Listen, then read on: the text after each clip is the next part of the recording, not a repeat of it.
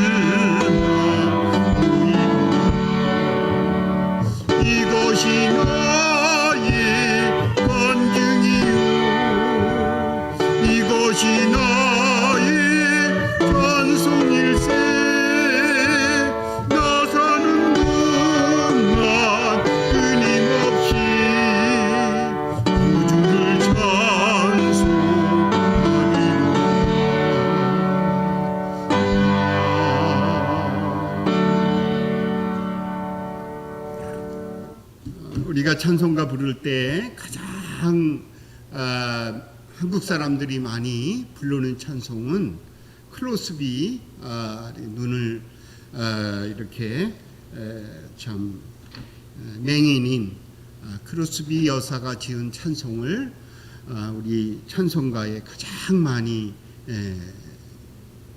들어 있습니다. 이 예수를 나의 구주 삼고는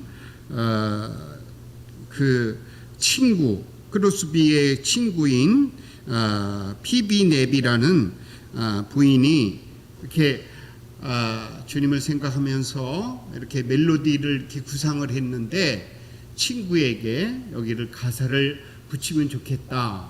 근데 그 즉시 이제 가사를 붙여가지고 예수를 나의 구주 삼고 이 찬송을 이렇게 만들었습니다.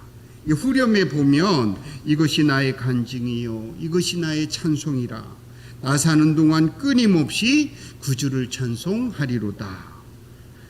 이 크로스비 여사는 어릴 때 6달 되던 그런 해에 이제 그 감기가 들려가지고 눈주위가 이렇게 막 열이 났다고 합니다. 그랬는데 이제 그 약사에게 가서 약을 구했는데 처방을 잘못했어요. 그래가지고 그분이 어떻게 사이비 약사인지 계자를 갖다가 뜨겁게 그걸 풀어가지고 거기다 바르면 괜찮다. 그런데 그 계좌를 풀었는데 결국은 눈이 멀고 말았습니다.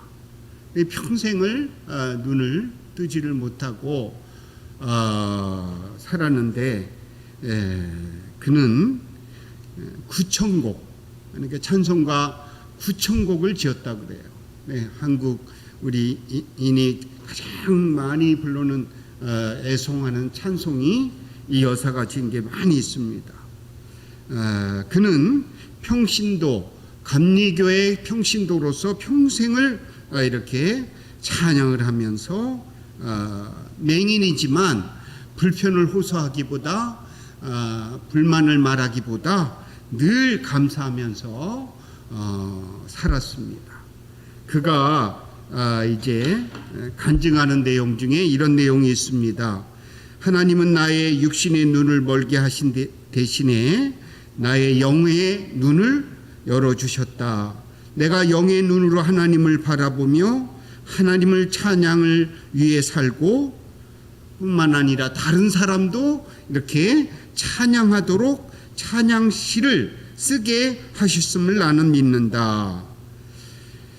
만약에 내가 멀쩡했더라면, 잘 봤더라면, 장애가 없어서 어찌 그토록 많은 찬송시를 지을 수 있었을까? 인생이라는 게 그다지 길지 않는데, 세월이 살같이 빠르는데 내가 복음을 듣지 못하는 사람들에게 이렇게 찬양을 통해 복음을 전하게 된 것, 얼마나 감사한 일인지 모른다. 그러면서 그는 95세라는 그러한 연세로 이제 하나님 나라에 가게 되는데, 그동안 참 멀쩡한 사람들보다 너무 우리 가슴에 와닿는 찬양을, 많이 그 심령에서 우러나오는 그 찬양을 지었습니다. 이것을 이제 이번 주 우리 찬양, 이번 주 찬양으로 삼았습니다. 292장 찬송 부르겠습니다. 292장입니다.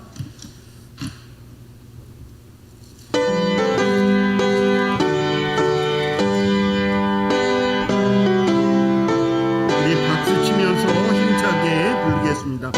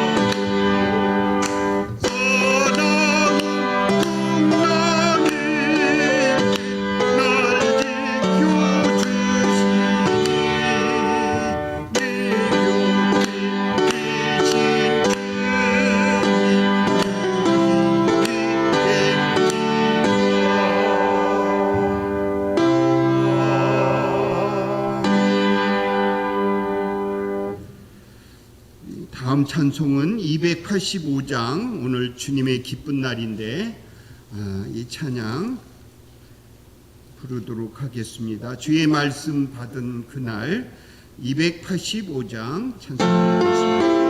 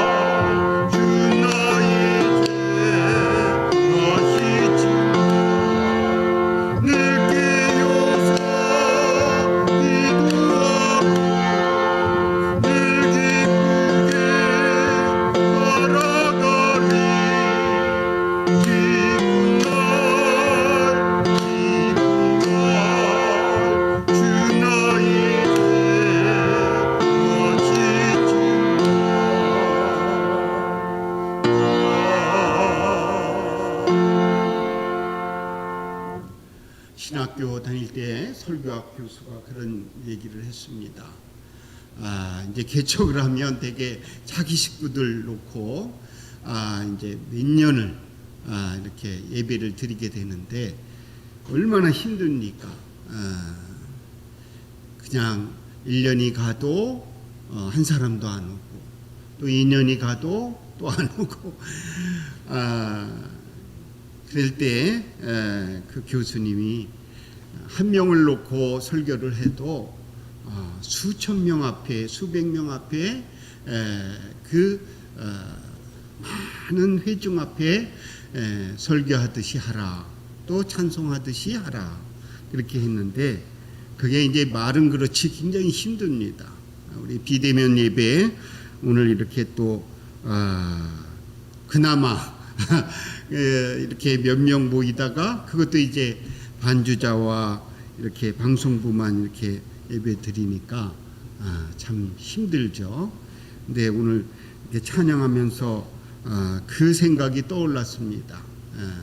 우리가 참 하나님을 사랑하는 마음, 변치 않으신 그 주님을 높이는 그러한 예배를 드릴 때 천군 천사들이 호위하면서 수많은 우리 눈에 보이지는 않지만 우리를 응원을 하고 있는 줄 믿습니다. 우리 비대면 예배를 드리는 많은 교회, 많은 목회자들에게 하나님께서 특별히 예수 그리스도를 통한 놀라우신 그런 능력의 말씀, 능력의 예배가 되도록 우리가 힘써야 되겠습니다. 우리 묵도드림으로 주님께 아름다운 예배를 올려드리도록 하겠습니다. 묵도드리겠습니다.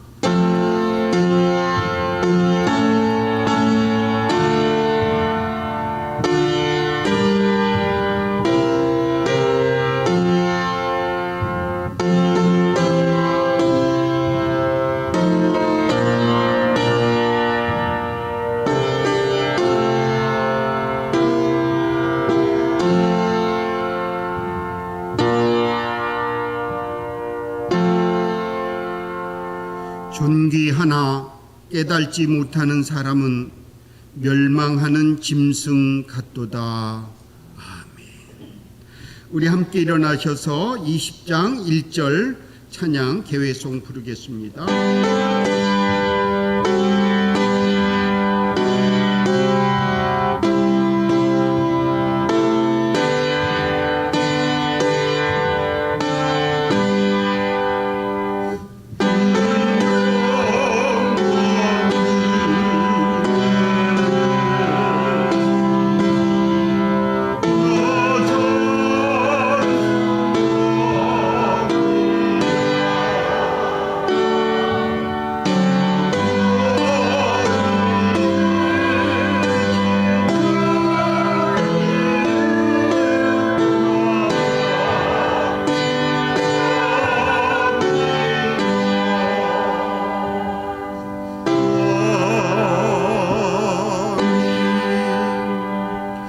우리 사도신경으로 신앙을 고백하도록 하겠습니다.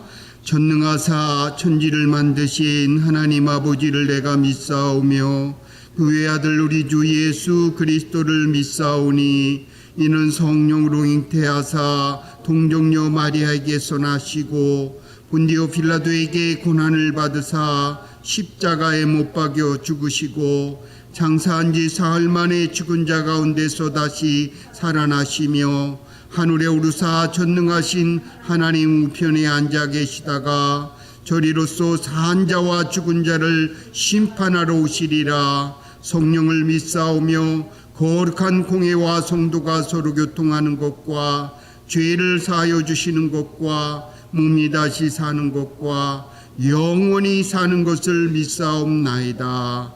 아멘. 찬송 87장 찬송 부르겠습니다.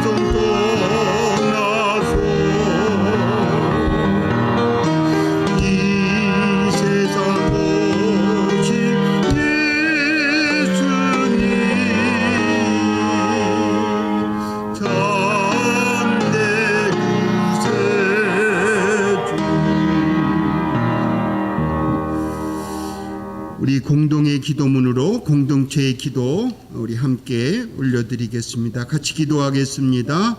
하나님 아버지, 마음으로는 주님의 뜻을 따르기 원하지만 늘 죄와 육체의 법에 사로잡혀 살아가고 있음을 고백합니다.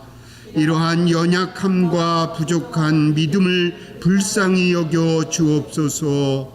내적 싸움에서 승리할 수 있도록 내 삶의 주인이 되셔서 인도해 주옵소서. 예수 그리스도의 이름으로 기도합니다. 아멘. 찬송 508장 찬송 부르겠습니다.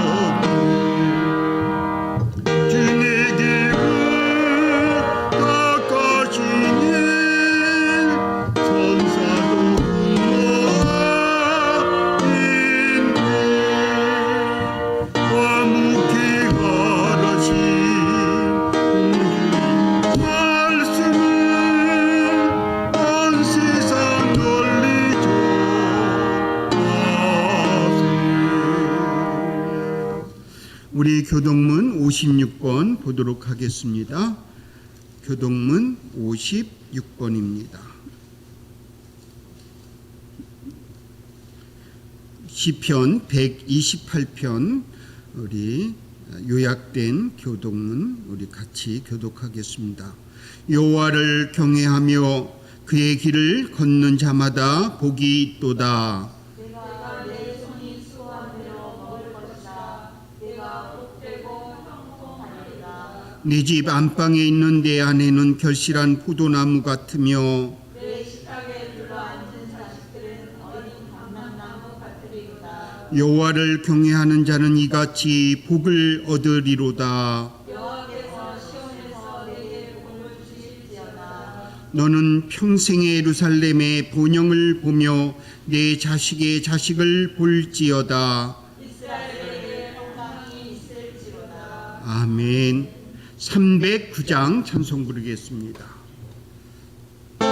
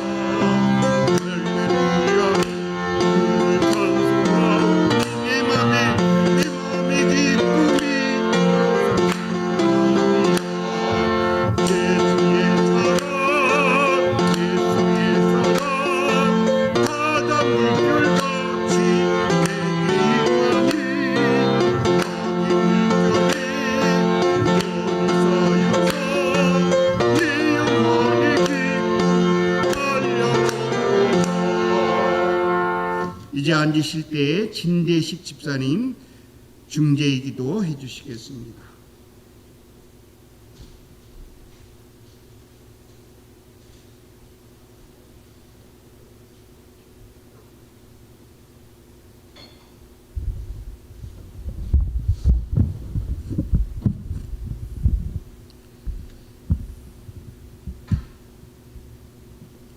네, 기도드리겠습니다.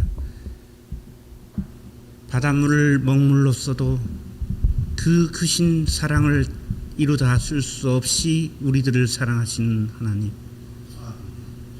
독생자 아들을 이 땅에 보내시어 우리 죄를 대속해 하실 만큼 우리보다 우리를 더 사랑하시는 하나님, 인류는 코로나 바이러스와 힘겹게 싸워나가고 있습니다. 하나님, 인간의 능력과 지혜로는 도저히 해결 방법이 보이지 않을 때에도 하나님께서는 인간이 상상할 수 없는 능력으로 길과 해법을 보여주셨습니다. 세계 최강 대국 이집트의 압제 속에서 이집트의 왕 파라오가 어쩔 수 없는 방법으로 이스라엘 백성들을 자유케 하시고 해방하신 하나님, 지금 인류에게도 코로나로부터 자유롭게 하여 주시옵소서. 아멘. 뒤에는 무적의 이집트 군대가 추격해오고 앞에는 홍해 바다가 가로막고 있는 막다른 상황에서도 하나님께서는 모세를 통하여 새로운 길을 만들어 이스라엘 백성들의 살 길을 열어주셨습니다. 아멘. 하나님, 저희에게도 새로운 길을 열어주시옵소서. 아멘. 사랑의 주님, 주님 세상에 계실 때 늘 눈먼 자, 걷지 못하는 자, 가난한 사람들과 친구 삼으시고 누구보다 그들을 더 아끼고 그들을 위해 기도하신 것을 압니다.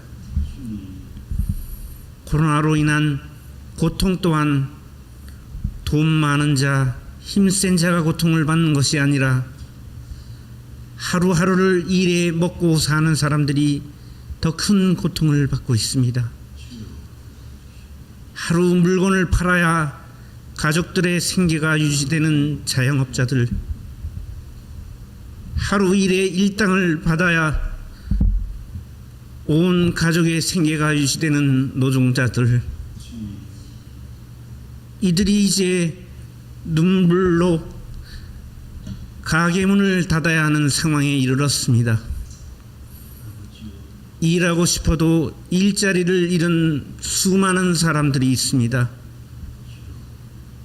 사랑의 주님, 이들의 눈물을 닦아주시고 이들의 마음을 어루만져 위로하여 주시옵소서. 아멘. 우리에게 기적을 보여주시옵소서. 주여.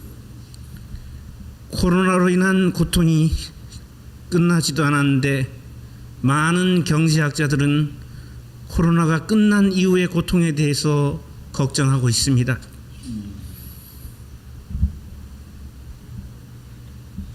미국을 비롯한 수많은 나라들이 남발한 화폐로 인해 인플레이션이 일어날 것이며, 인플레이션을 잡기 위해 금리를 인상하면 주가가 폭락하고 부동산 가치가 폭락하며 그로 인해 상상할 수 없는 대공황이 닥칠 거라고 염려하고 있습니다.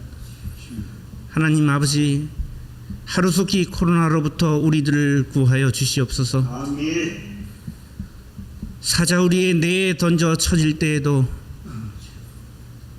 일본 제국의 강점기 시절에도, 공산 독재자의 총칼 아래서도 함께 모여 찬송하고 예배드렸던 기독교가 코로나 앞에서는 모이지도 못하고 뿔뿔이 흩어져 각 가정에서 온라인 비대면 예배를 드리게 되었습니다. 저희들 몸은 비록 헤어져 있으나 성경에 쓰인 말씀대로 하나 되게 하시고 아멘. 주님께서 저희들을 사랑하듯이 저희들 또한 주님을 따르는 마음과 서로를 향한 사랑으로 하나 되게 하여 주시옵소서. 아멘. 각자 흩어져 드리는 예배이지만 저희들과 함께 하시고 저희들의 찬송을 들으시사 이 예배를 기쁘게 받아 주시옵소서. 아멘. 주님, 우리 백석교회의 주인이 되시고 늘 우리와 함께 하여 주시옵소서. 아멘.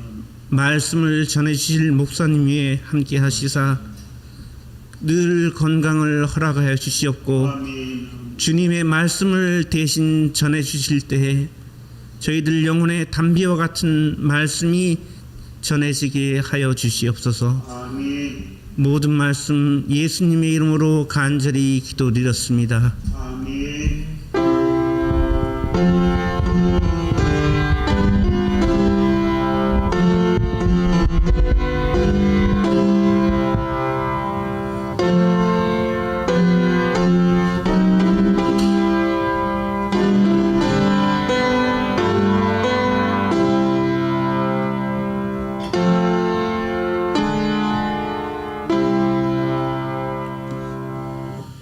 오늘도 우리에게 주실 놀라우신 말씀은 열왕기상 13장입니다. 열왕기상 13장 29절부터 34절까지 말씀 보겠습니다.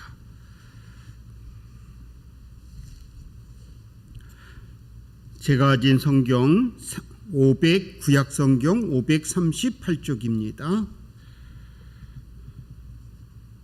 우리 29절부터 우리 한 목소리로 마지막 34절까지 같이 읽겠습니다. 늙은 선지자가 하나님의 사람의 시체를 들어 나귀에 실어 가지고 들어와 자기 성읍으로 들어가서 슬피 울며 장사하되 곧 그의 시체를 자기의 묘실에 두고 오호라 내 형제여 하며 그를 위하여 슬피 우니라. 그 사람을 장사한 후에 그가 아들에게 말하여 이르되 내가 죽거든 하나님의 사람을 장사한 묘실에 나를 장사하되 내 뼈를 그의 뼈 곁에 두라. 그가 여호와의 말씀으로 베델에 있는 제단을 향하고 또 사마리아 성읍들에 있는 모든 산당을 향하여 외쳐 말한 것이 반드시 이룰 것임이니라. 여로보암이 이 일 후에도 그의 악한 길에서 떠나 돌이키지 아니하고 다시 일반 백성을 산당의 제사장으로 삼되 누구든지 자원하면 그 사람을 산당의 제사장으로 삼았으므로 이 일이 여로보암 집의 죄가 되어 그 집이 땅 위에서 끊어져 멸망하게 되니라. 아멘. 할렐루야. 베델의 어떤 늙은 선지자의 이야기입니다. 하나님의 사람이 있었는데 유다에서 온 하나님의 사람 선지자가 이제 와서 베델에 대한 그러한 예언을 합니다. 이 베델 산당이 무너질 것이다. 이런 얘기를 합니다. 그러니 이제 주의 사람이 오니까 이 늙은 선지자가 같은 하나님의 사람으로서 대접을 합니다. 떡과 이제 그 포도주를 이렇게 준비를 해서 대접을 하려고 하는데 이 젊은 선지자가 그런 이야기를 합니다. 하나님이 먹지 말라고 했다. 그러니까 이 늙은 선지자가 나도 같은 선지자인데 하나님의 사람인데 나에게는 그렇게 말씀하지 않았다. 먹어도 된다. 그래서 하나님 말씀을 어기고 먹게 됩니다. 그래서 먹은 것까지는 좋은데 이 먹고 나서 죽게 됩니다. 그래서 자기의 이스라엘은 이 묘실이 가족 묘였어요. 그래서 이제 죽게 되면 그 가족 묘에 묻히게 되는데 이 선지자 하나님의 사람은 객사해서 결국 시신을 모시지 못하게 됩니다. 그때 이제 늙은 선지자가 그때서야 통탄을 합니다. 그러면서 그 시체 앞에서 그는 하염없이 눈물을 흘립니다. 우리가 참 이 연로한 나이 많은 늙은 하나님의 사람이 자기의 주관으로 하나님의 생각을 이야기를 했어요. 그러니까 우리가 이게 거짓인지 참인지는 사람 속에서 나온 생각이냐 아니면 하나님의 말씀으로 주어진 그러한 것이냐, 이것을 우리가 분별해야 합니다. 그런데 이 나이 많은 선지자는 지금까지 자기가 해왔던 방식으로 그 선지자를 대하고 또 대접을 했던 겁니다. 물론 그 사막 지역에 손님이 왔을 때 공손히 먹을 것을 대접하는 것, 이것은 아주 오랜 전통, 오랜 그러한 아브라함 시대 때부터 내려오는 것이기 때문에 그렇게 했던 겁니다. 그런데 이 젊은 종들에게는 하나님께서 먹지 말라고 했던 거예요. 그런데 자기는 그 음성을 듣지 않았는데 자기 판단으로 먹으라 했던 겁니다. 그래서 결국은 참으로 이 하나님의 사람을 장사하는 그러한 아픔을 당하게 되고, 이 늙은 선지자가 아들들에게 뭐라고 합니까? 내가 죽거든 이 하나님의 사람 옆에 뼈를 묻으라, 그렇게 이야기를 합니다. 이건 이제 여로보암 때 이야기입니다. 왜 베델의 산당이 무너지게 됩니까? 그것은 왜 하나님의 사람이 이 일을 예언하게 합니까? 그것은 다름이 아니라 하나님의 말씀을 지키지 않는 연유이기 때문에 하나님은 이 젊은 종을 통해서 이 여로보암을 깨우치기 위해서 보냈던 겁니다. 그러다 보니까 이제 늙은 하나님의 사람 선지자도 만나게 됐던 거예요. 근데 여로보암이 어떻게 잘못을 저질렀냐면은 하나님에게 제사 드려야 할 그러한 성전이 아니라 산당에, 그것도 레위인을 이렇게 제사장으로 삼은 게 아니라 자기 마음대로 그 사람들이 원한다고 이렇게 제사를 산당에서 드리게 했던 겁니다. 결국 여로보암의 집은 그 범죄 때문에 끊어지는 그러한 무시무시한 결론이 나게 됩니다. 우리는 참 신앙생활하면서 특별히 코로나 팬데믹을 맞이해서 참 이해할 수가 없습니다. 하나님 모이기에 힘쓰라고 했는데 아니 이렇게 모이지를 못하니 참 얼마나 안타까운 겁니까?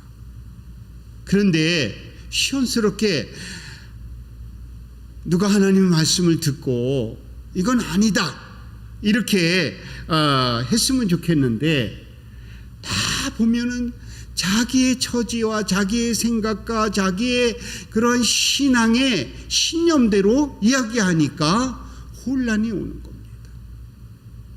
이런 때일수록 우리는 하나님이 이 사건을 통해서 우리에게 어떠한 그러한 깨우침을 주셔서 우리로 하여금 살 길을 여시는가, 이것을 우리가 깨닫지 못하면 우리는 참으로 멸망하는 짐승과 같은 그러한 삶을 살게 됩니다. 우리가 이제 이스라엘은 왕들이 있습니다. 근데 그 왕 중에 가장 칭찬받는 왕이 다윗이고, 그 다음에 가장 악한 왕이 이 여로보암 왕입니다. 근데 그 죄를 저지른 거 보면 둘이 비슷해요. 다윗은 우리아의 아내, 자기의 충복인 그러한 자기의 신하의 아내를 그를 죽이고, 교묘하게 전쟁에 나가 죽이고 그 아내를 쟁취합니다. 그런데 다윗은 선한 왕의 대표가 되고, 또 여로보암은 우상을 섬깁니다. 산당을 자기 마음대로 제사장을 세워서 하나님 대신에 우상을 섬깁니다. 똑같은 범죄를 했는데 이 다윗이 선한 왕의 대표가 된 것은, 다윗은 나단이 이제 그 다윗의 잘못을 꾸짖었을 때 그는 바로 나가서 통회하고 자복하고 바로 고칩니다. 자기의 그런 잘못을 그 요가 젖도록 눈물을 흘리면서 회개를 합니다. 그러나 이 여로보암은 전혀 이러한 젊은 그러한 하나님의 사람을 보냈는데도 불구하고 자기식으로 나라를 이끌어 갑니다. 그래서 결국은 하나님의 그러한 선한 의도를 그 백성에게 펴지 못하는 악한 왕의 그러한 아주 그 모든 왕 중에 이 왕이 착한 왕인가 아니면은 악한 왕인가 얘기할 때 다윗과 여로보암을 얘기하게 되는 것입니다. 우리는 아까 이 늙은 선지자가 왜 그 사람을 속여가면서 대접을 했나? 참 참 이해할 수가 없죠. 대접하는 건 좋은데 왜 자기 식으로 이렇게 대접했나? 속이는 사람도 잘못이지만 그 속이는 사람에게 넘어가는 그 젊은 종도 참 안타까운 겁니다. 그가 이 여로보암을 향해 베델을 향해서 그 산당을 향해서 큰 사명이 있는데 그 사명을 완수하지를 못합니다. 이 늙은 선지자 때문에. 저도 이제 목회에 늙은 선지자, 늙은 종에 속하는데 저도 이렇게 될까봐 참 조마조마합니다. 하나님의 뜻이다, 하나님의 말씀이다 이렇게 전하면서 혹시 이게 좋은 의도이긴 하지만, 대접하는 의도이긴 하지만 내 중심, 내 그러한 목회의 그러한 노하우에서 나온 그것이 아닌가. 그래서 하나님 일하는 게 오히려 하나님의 이름으로 방해를 하는 게 아닌가. 그래서 여로보암을 깨우치지 못하고 결국은 이 젊은 종도 죽고 늙은 종도 죽고 왕까지 죽는, 그래서 백성이 갈 바를 알지 못하는 그러한 삶이 되지 않을까. 여러분, 이 코로나 시국에 참 암담한 것은 우리가 하나님의 말씀을 오늘도 듣는데 하나님의 뜻이 뭘까? 이렇게 비대면 예배가 하나님의 뜻일까? 아니면 대면 예배가 하나님의 뜻일까? 참 답답합니다.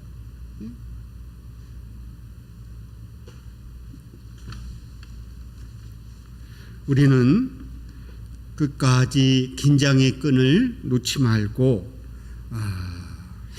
항상 우리가 참 그 대신앙의 그 선배들이 늘 목회자들에게 또 교우들에게 세 가지를 주의하라 그랬어요.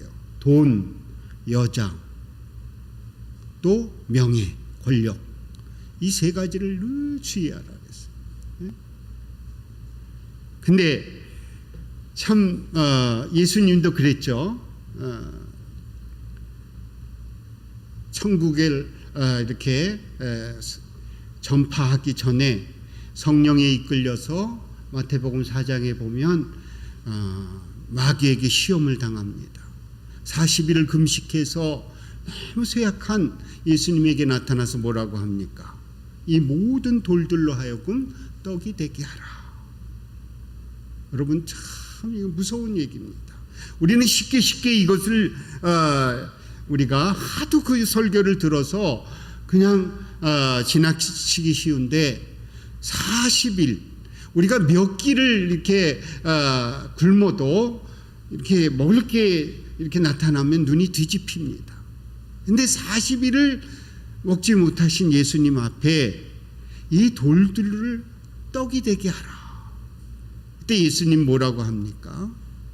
사람이 떡으로만 살 것이 아니라 하나님 입에서 나오는 말씀으로 살라. 이 말씀으로 이 시험을 이기십니다. 그러니까 그것은 뭡니까? 돈, 물질, 그런 많은 유혹 속에서 우리가 살아요. 그 돈과 물질 앞에, 그 떡 앞에 굴욕적인 그러한 삶을 살지 말라는 겁니다. 우리 약점을 너무나 잘 아시죠? 돈에 약하다는 것, 물질에 약하다는 것, 좋은 음식에 약하다는 것을 주님은 아시고, 그렇다고 먹지 말라는 얘기가 아니라 먹되 정말 하나님의 뜻을 분별하면서 먹든지 마시든지 하라. 그렇게 말씀하셨습니다. 또 높은 그러한 아주 거룩한 그러한 성벽에서 예수님 보고 떨어지라고 했어요. 그러면 아마 천군 천사들로 하여금 이제 다치지 않게 보호할 테니까 한번 과시를 하라는 거예요. 하나님의 아들임을 한번 멋들어지게 과시하라고 그래요. 그러니까 명예를, 네 힘을 한번 보이라는 거죠. 그런데 주님이 뭐라고 하십니까? 예?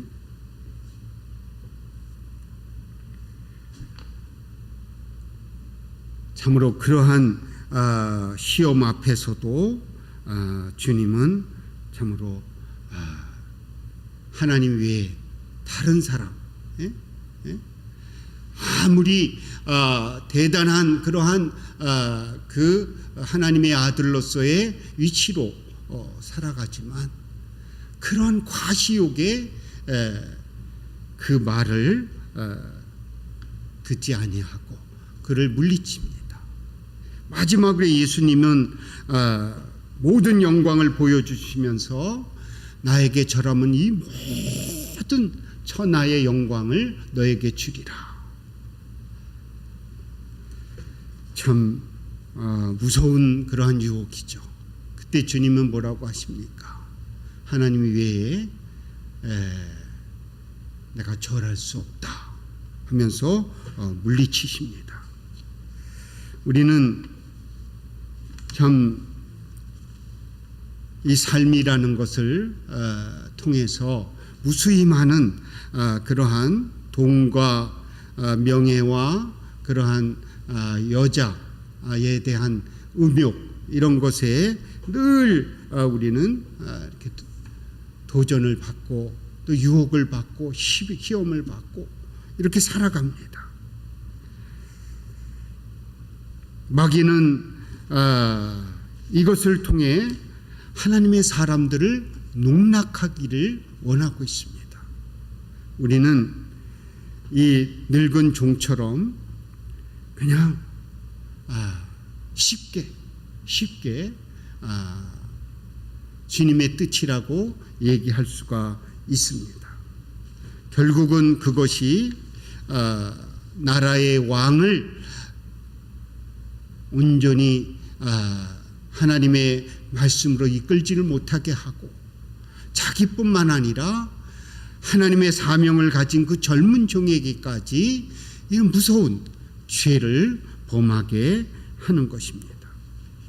떡도 물도 마시지 말라는데 나도 선지자인데 괜찮다. 얼마나 우리가 그런 많은 죄를 저질릅니까? 예?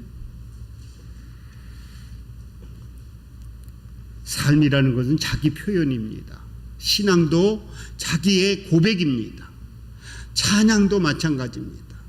우리가 우리의 신앙을 표현하는 겁니다.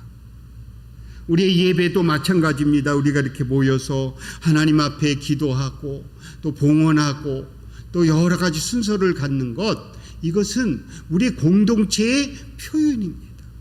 근데 이 표현이 잘못되면 우리가 하나님의 사람이 될 수가 없는 것입니다. 우리가 여러분 변이 내 그 소장 대장에 있을 때는 더럽다고 느끼질 않습니다. 그런데 이것이 나와서 있어야 하지 그러한 곳이 아닌 그러한 장소에 떨어지면 막 올각질을 하고 힘들어합니다. 제 두 번째 딸 안나도 엄마가 됐는데 자기 아이를 이렇게 기저귀에 이렇게 아이가 소변 대변 본 거를 가는 게 엄마의 임무인데 막 처음에는 아이가 근데 얼마나 아기 똥들도 어떤 때는 막 이렇게 냄새가 심하게 날 때가 있어요. 예? 설사를 할 때든가 뭐 이럴 때는 막 올각질을 했다는 거예요.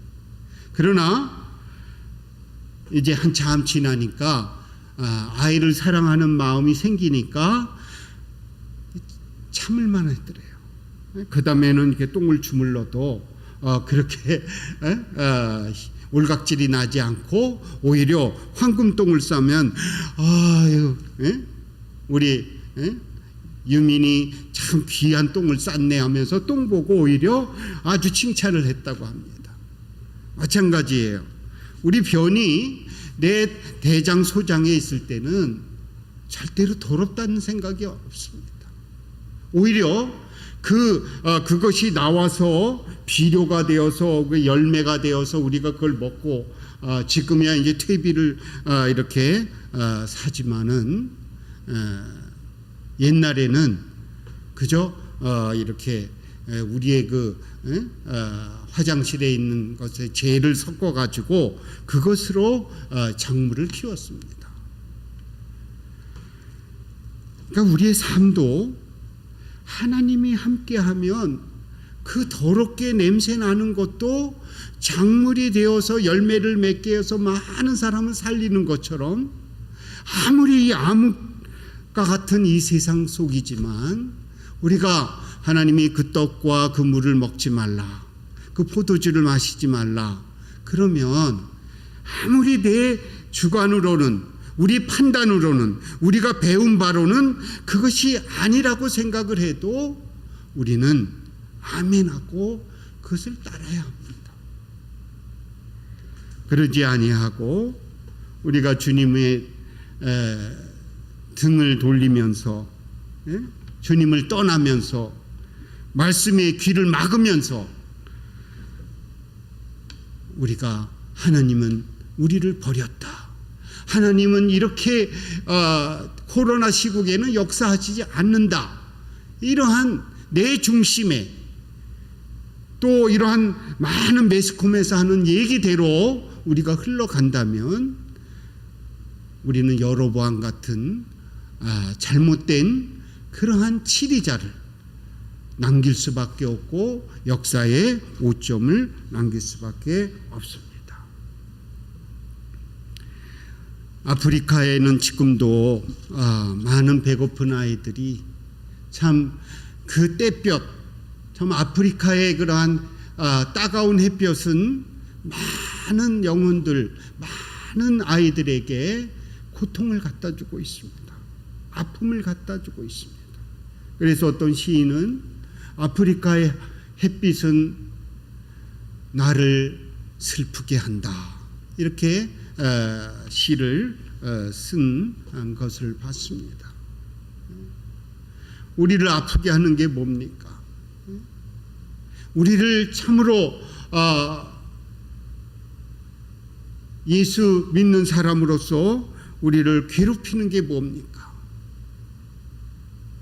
그것은 내가 하나님의 말씀대로 살지 못하는 그러한 연유에서 오는 것입니다. 그래서 우리가 이런 때일수록 정신을 바짝 차리고, 하나님은 가장 우리가 위기라고 생각할 때 그 위기를 통해서 부흥케 하시는 하나님이라는 것을 우리가 성경을 통해서, 많은 교회의 역사를 통해서, 또 세계의 그러한 역사를 통해서 배워왔습니다.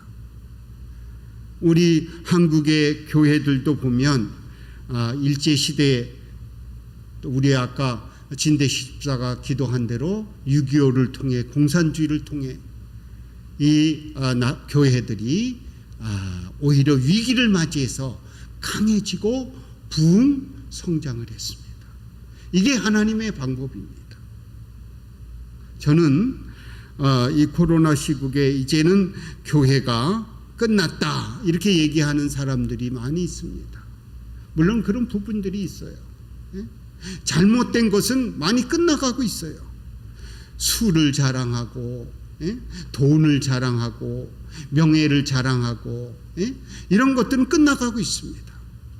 그러나 하나님은 진실한, 정말 복음적인 것, 하나님이 이루시려고 하는 예수 그리스도의 십자가를 통해서 부활을 이루신 것처럼, 하나님은 지금도 이러한 죽음과 같은, 그러한 묘실과 같은 그런 어려운 세태 속에서도 하나님의 사람을 통해, 하나님의 말씀을 통해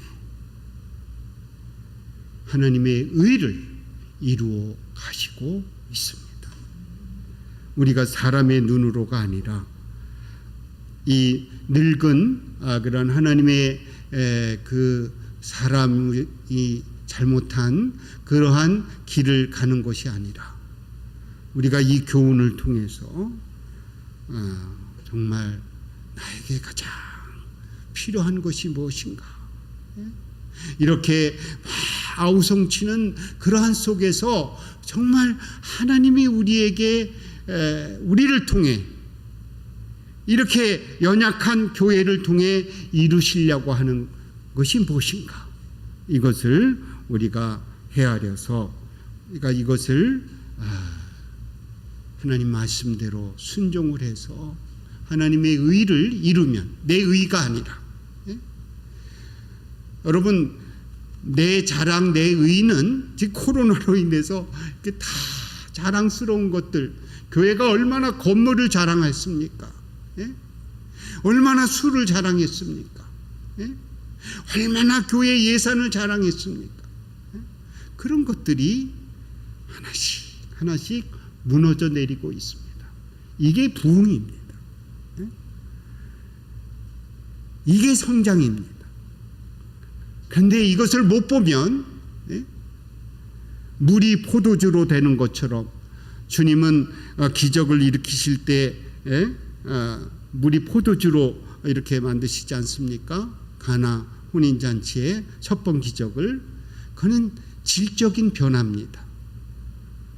또 주님은 가장 인기 있을 때 오병이어를 통해서 이 장정만 5,000명을 먹이시지 않습니까? 그리고 12바구니가 남는데, 그는 양적인 그러한 이적과 기사를 보이십니다.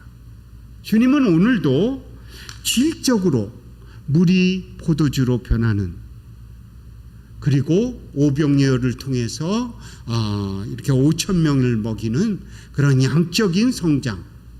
근데 우리는 양적인 성장만 보고 질적인 성장은 보지를 못하기 때문에, 양적인 게 무너졌으니까 우리는 망했다, 이제는 끝났다, 이렇게 얘기를 합니다. 물론 양적인 것 참 중요합니다. 그러나 질적인 하나님의 그 손길, 그 기적과 이사를 함께 우리가 보지 못하면 그 양적인 것은 그냥 양적인 것으로 끝나버립니다. 수적인 게 그저, 여러분, 그래서 신천지가 많은 사람을 끌어모이면 신천지가 되는 줄 알았어요. 하나님이 치지 않습니까? 네? 그 어마어마한 숫자가 모였을 때 이 조그만 코로나를 통해 수많은 사람이 모인다고 신천지가 되지 않음을 분명하게 대구를 통해 보여주셨습니다. 우리가 정말 하나님의 사람으로서 이 양쪽을,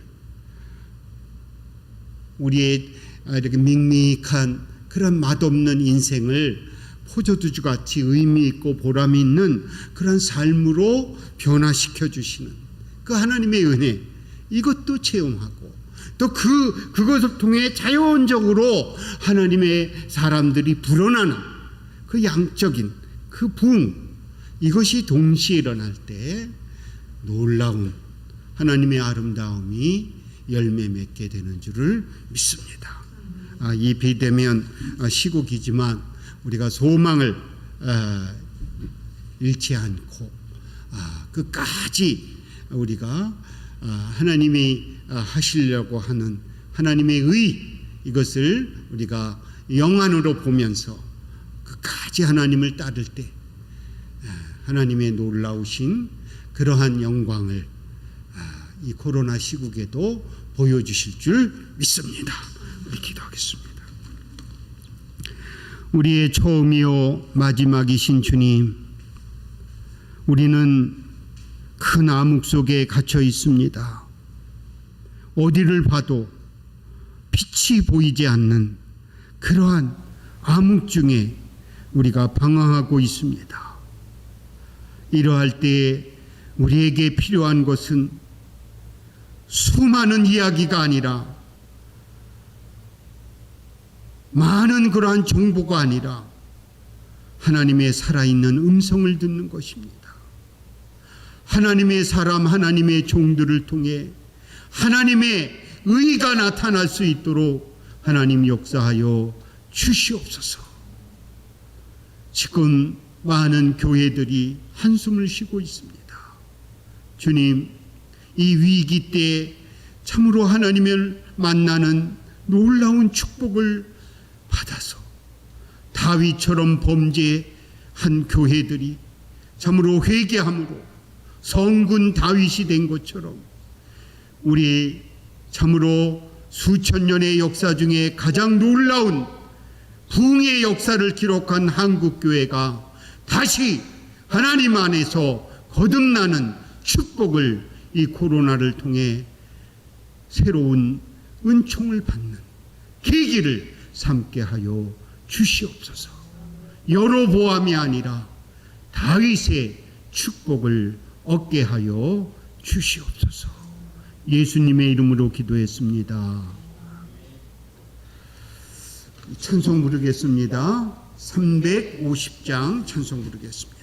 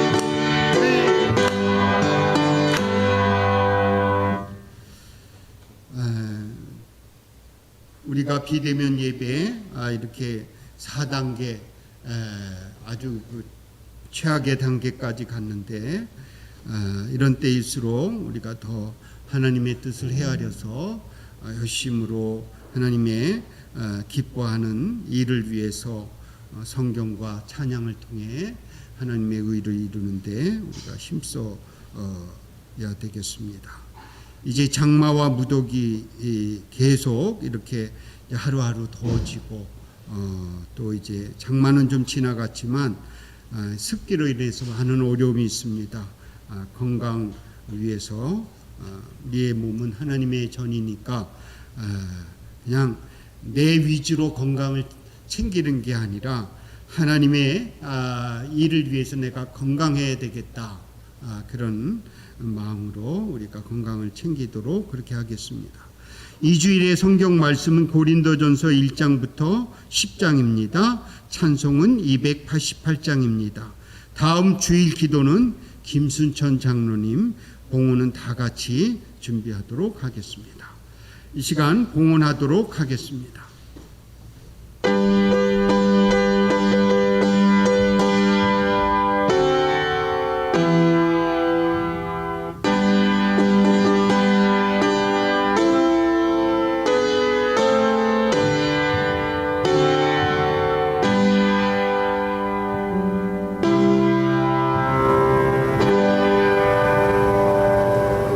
과부의 두렵돈을 귀하게 여기신 주님, 우리가 주님 앞에 나올 때마다 없어서 두려운 게 아니라 있는데 바로 쓰지를 못해 두려운 그러한 마음이 있습니다. 하나님 우리에게 많은 것 주셨지만 우리가 참으로 욕심으로 그것을 대하기 때문에 하나님의 은총으로 받아들이지 못하고 세상 사람들처럼 그저 많은 것만 참으로 보기에 찬란한 것만 우리가 구했던 것, 이 시간 다시 한번 우리의 잘못을 회개하고 정직하게 하나님의 의를 이루는 그런 삶 속에 우리의 의도 잘한다는 것을 깨달고 내 중심이 아니라 하나님 중심으로 살 수 있도록 은총을 베풀어 주시옵소서. 이 비대면 예배를 통해 봉헌을 드리는 우리 교우들,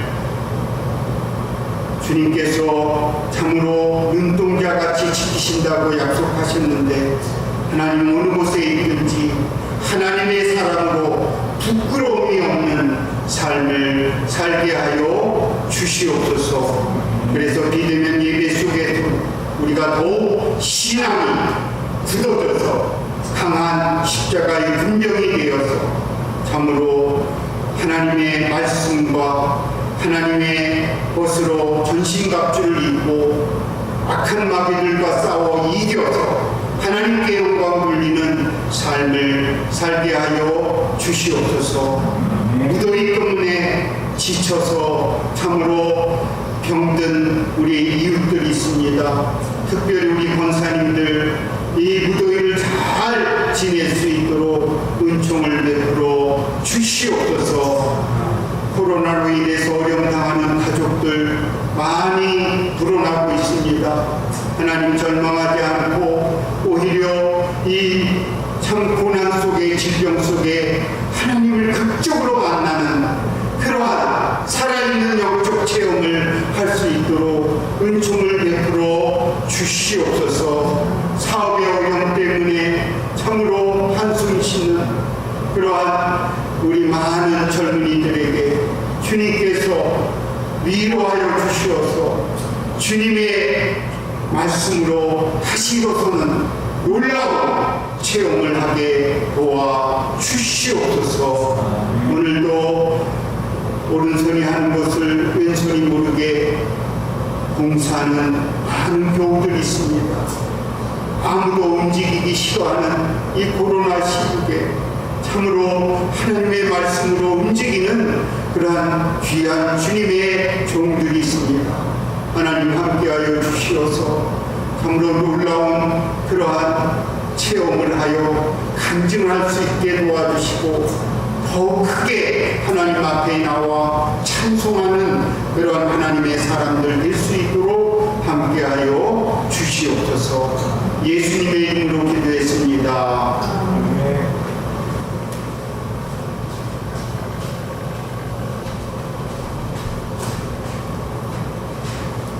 주기도문성으로 예배를 마치도록 하겠습니다.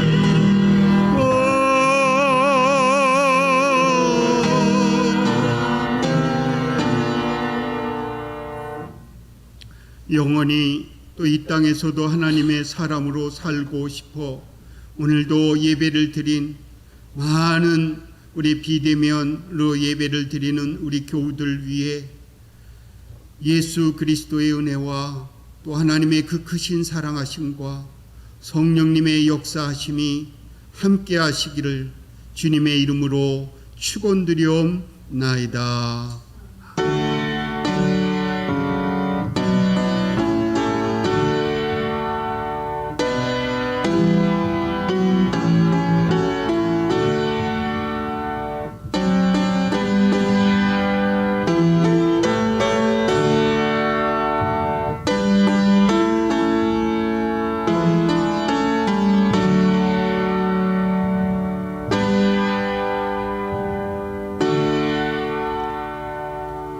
이상으로 우리 백석교회 비대면 예배 마쳤습니다.